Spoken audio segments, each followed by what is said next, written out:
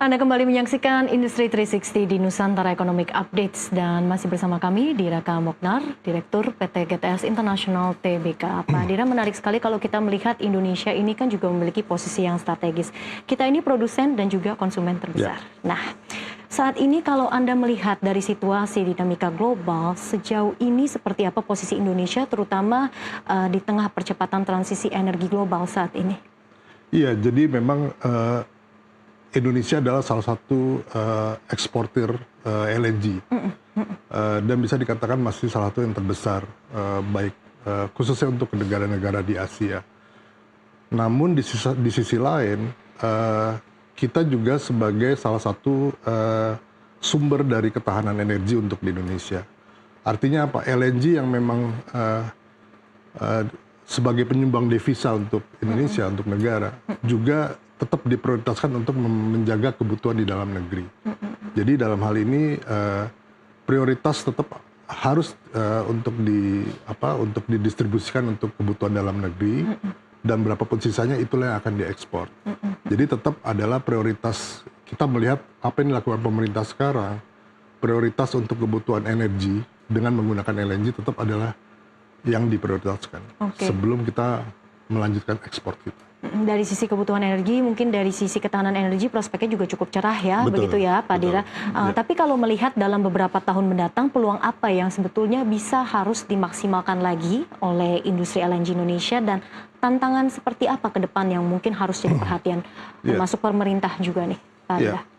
Peluang terbaik untuk LNG justru datangnya dari dalam negeri. Dari dalam negeri. Ya, karena kita melihat pemerataan dari penggunaan LNG sebagai sumber energi belum merata di Indonesia.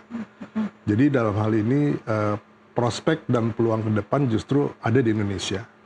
Nah, yang menjadi tantangan adalah sekarang bagaimana pemerintah itu bisa memberikan kepastian pasokan dan juga alokasi untuk kebutuhan di Indonesia.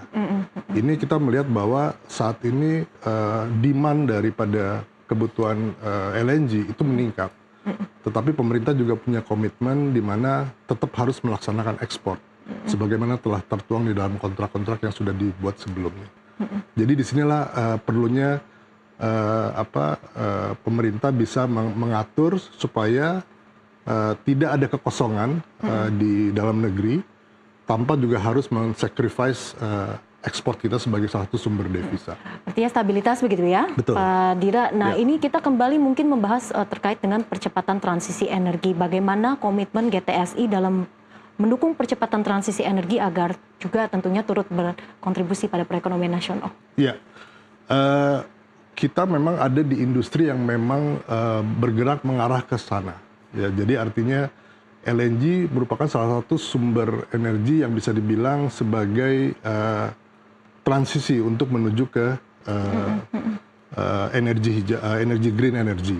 Jadi langkah yang kita lakukan yang paling penting adalah peremajaan dari kapal itu sendiri. Jadi kami berusaha untuk memodernisasikan kapal kami dengan menggunakan kapal yang bisa dibilang ramah lingkungan. Dengan teknologi yang baru, penggunaan bahan bakar yang lebih tidak memakan banyak emisi, dan itu menjadi salah satu langkah kami juga untuk percepatan untuk mengarah ke green energy. Baik, kebijakan kalau kita berbicara terkait dengan kebijakan, tentu ini kan juga berperan besar dalam ekosistem. Apakah menurut Anda kebijakan pemerintah sejauh ini juga sudah cukup mendukung industri LNG? Ya, saat ini pemerintah kita melihat sudah cukup banyak membantu di dalam membantu pergerakan bisnis dari LNG itu sendiri. Memang di sini yang menjadi tantangan adalah secara alami itu sudah terjadi mulai penurunan cadangan dari ladang gas yang sudah ada. Itu alami karena itu sudah berproduksi sangat lama. Di sisi lain, untuk cadangan gas baru atau pembangunan plan baru itu masih ada kendala. Bahkan beberapa itu terjadi delay. Nah, di sini kita melihat kekhawatiran kami adalah bagaimana caranya nanti supply daripada gas ini tetap bisa sustainable. Jadi di sini pemerintah perlu mungkin memberikan insentif ataupun apa yang bisa supaya para pengusaha atau investor yang bergerak di bidang ini itu bisa mempercepat proses dari pembangunan dari ladang-ladang gas baru ini. Baik, selain kebijakan dari sisi ekosistem kan juga diperlukan kolaborasi begitu ya. Ya. Nah, kedepannya apakah GTSI juga membuka peluang kerjasama ataupun kolaborasi untuk industri LNG saat ini di Indonesia? Iya, bisnis LNG ataupun perkapalan ini bisa dibilang sangat padat modal dan memiliki biaya yang tinggi. Jadi kami juga sebagai perusahaan bisa dibilang di kategori menengah. Untuk bisa berinvestasi, kita perlu berkolaborasi.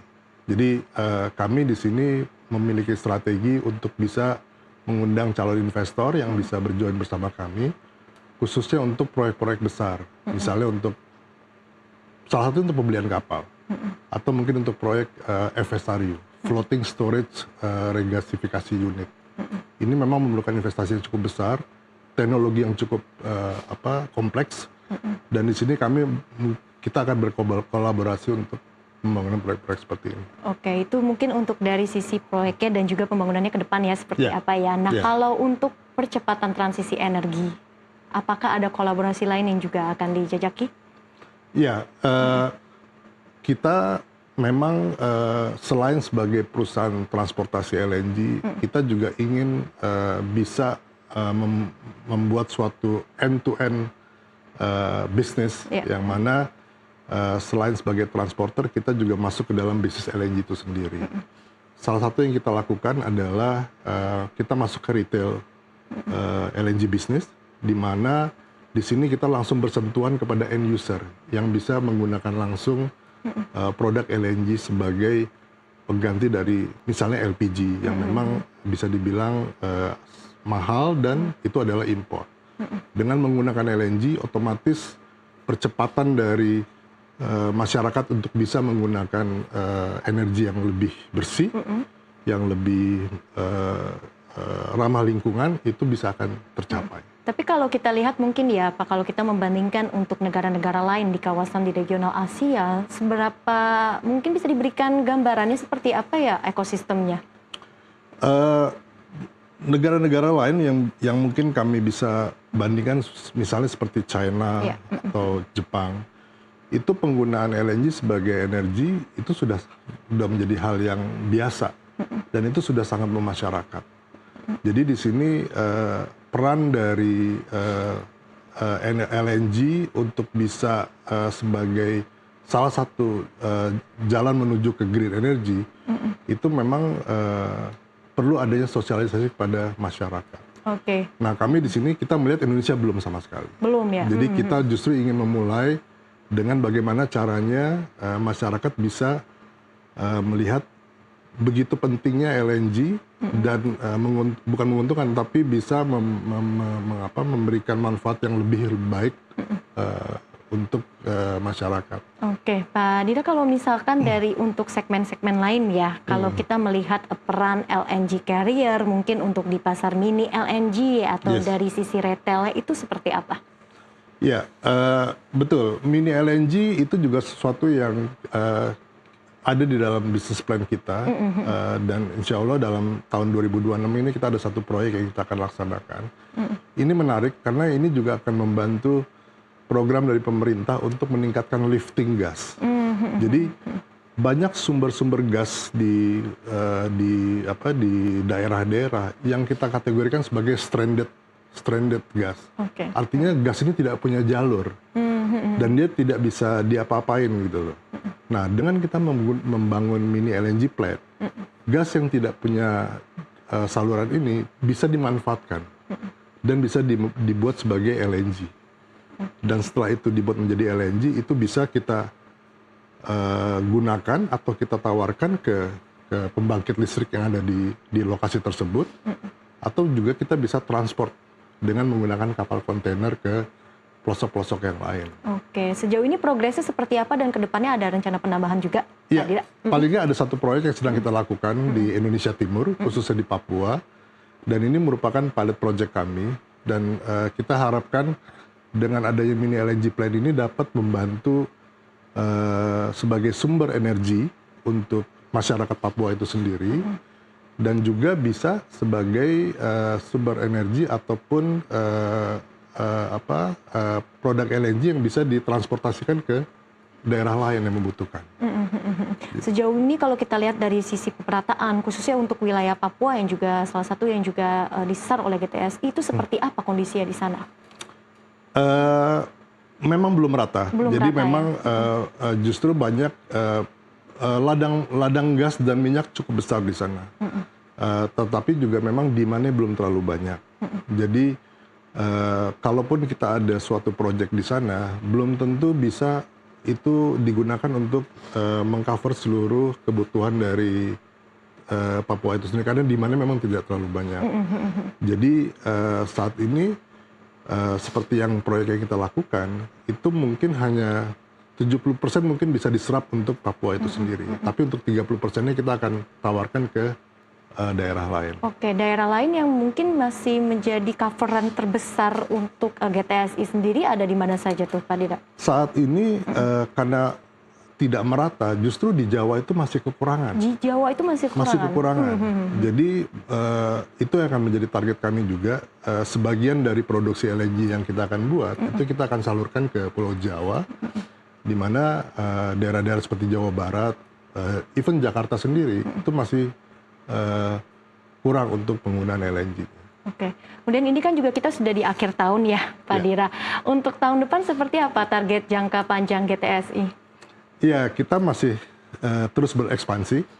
Jadi tahun depan kita ada beberapa proyek yang memang kita akan laksanakan. Salah satu yang tadi saya sebutkan tadi mengenai retail LNG itu sendiri, itu akan dimulai di tahun depan. Dan kita akan mengarah ke Jakarta dulu sebagai pilot project kami. Selain daripada itu, kami juga akan ikut beberapa proyek untuk FSRU. Jadi memang ada kebutuhan proyek FSRU di Indonesia, khususnya di Pulau Jawa dan Bali. Jadi kami berharap satu atau dua dari proyek tersebut kita bisa berpartisipasi di dalam proyek tersebut. Oke, FSRU ini menjadi target dari GTSI. Boleh dijelaskan seperti apa sebetulnya FSRU ini? Iya, jadi kalau kita bisa lihat prosesnya, jadi LNG itu dari ladang gas yang sudah ada diproses menjadi LNG, kemudian gas itu dicairkan, makanya disebut sebagai LNG, untuk kemudian ditransport menggunakan kapal. Nah, gas yang sudah dicairkan itu nanti akan dimasukkan ke dalam terminal FSRU, di mana itu akan di-regas atau dikembalikan sebagai gas. Baru kemudian didistribusikan melalui pipa ke pembangkit listrik ataupun ke industri. Jadi ini satu fungsi yang sangat penting di dalam proses LNG itu sendiri. Oke, terakhir Pak Dira, mungkin kalau kita lihat ini kan juga melihat bagaimana adanya target dekarbonisasi pemerintah, seperti apa roadmap perusahaan, namun juga di saat yang sama juga tetap mendukung ketahanan energi nasional, tapi juga memastikan keberlangsungan bisnis. Seperti apa? Iya, kami ingin pastikan bahwa memang kita sebagai perusahaan swasta tentu profit adalah salah satu yang menjadi tujuan utama. Tapi kita ingin memastikan bahwa apa yang kita lakukan itu harus selalu mementingkan yang namanya menerapkan energi yang bersih. Jadi kita bertumbuh, tetapi kita juga bersih, dan kita akan melaksanakan ini sesuai dengan apa namanya yang disarankan dari pemerintah untuk mendukung program dari green energy atau emisi net zero emisi yang juga diterapkan di tahun 2060 nanti. Jadi itu yang menjadi harapan kita ke depannya. Baik, Pak Dira, terima kasih banyak atas waktunya sudah memberikan gambaran lebih jelas terkait dengan arah industri LNG Indonesia ke depannya dan juga bagaimana komitmen GTSI tentunya terus untuk bisa mendukung ketahanan energi nasional. Terima kasih Bapak Diraka Mokhtar selaku Direktur PT GTS International TBK atas waktunya di Nusantara Economic Updates. Sehat dan sukses selalu untuk Pak Dira.